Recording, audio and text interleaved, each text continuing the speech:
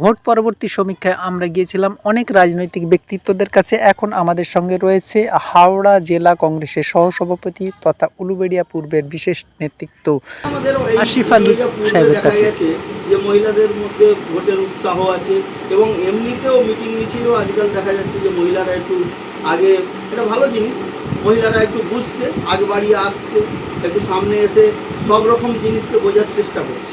তাই ভোটটাও মহিলারা একটুখানি এনজয় করেই ভোট দিয়েছে, কারণ দেশে সবাই চাইছে যে একটা এমন সরকার আসুক সেন্ট্রালে, সে যেন গরিবের সরকার হোক। কারণ এখন যে সরকারটা চলছে মোদিজির সরকার, উনি যেভাবে সব জিনিসপত্রের দাম বেড়েছে, বিশেষ করে মহিলারা তো ঘর সংসার চালাতে বুঝতে পারছেন, গ্যাসের দাম বেড়েছে, আর তারপরে হলো প্রত্যেক দিনেরই যেগুলো যাবতীয় যা সংসারে লাগে সব জিনিসেরই দাম বেড়েছে। এই জন্যই আমার মনে হয় মহিলারা একটু বেশি উৎসাহ করে আজকে ভোট দিতে আসছে।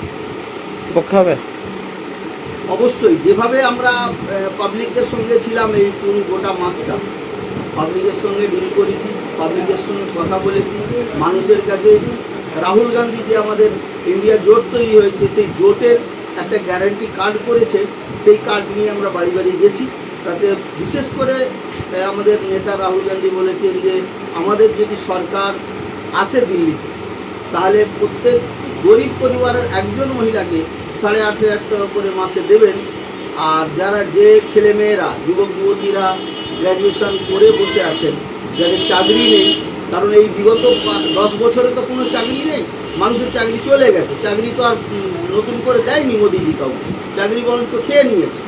ওই জন্যেই আপনার এই ইলেকশানটার এতে খুব ভালো রেজাল্ট হবে বলে কংগ্রেসের পক্ষে যাবে, এইটাই আমরা চাইছি। আর এখানেও যেটা উৎসাহ দেখলাম এবার হচ্ছে যে আজকে তো ইভিএম বন্দি আছে, মানুষের রায় ঈশ্বরের রায়।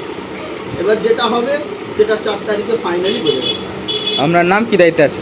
আমার নাম হচ্ছে আসিফ আলী, আমি হাওড়া জেলা ভাইস প্রেসিডেন্ট।